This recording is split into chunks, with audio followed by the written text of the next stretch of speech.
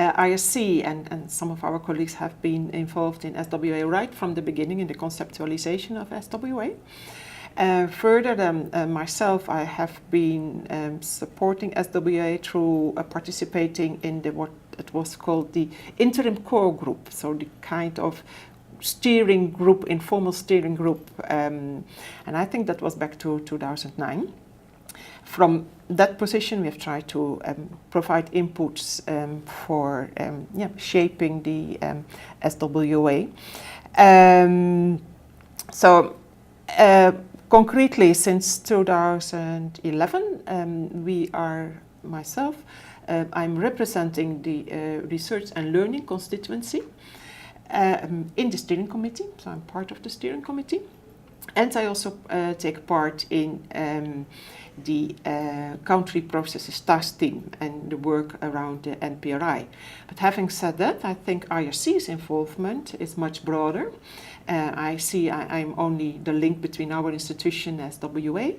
Our country teams, to name for instance, in Ghana, Burkina, Mozambique and others, have been also informed and are engaged with the actors in the sector. For instance, in preparations for the HLM, but now also in making sure that HLM commitments are being implemented. We think it's very needed.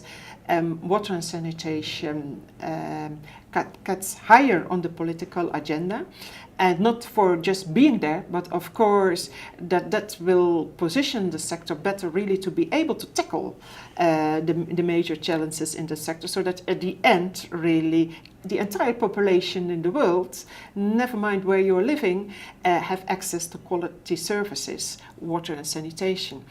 And so we believe that something needs to happen, something has to be done differently. And we think that SWA is a good platform, because I think it's a movement of organizations who believe that we have to step up our efforts, and not only to step up our efforts, but also to question the way we have been working so far, and to see if we can do it in a different way, so we become more efficient in reaching the entire population. We have to show that the SWA can make a difference, that working together in a coordinated and committed way through joint efforts make a difference. Through the fragmented way, the uncoordinated way, the sector is characterized up till now.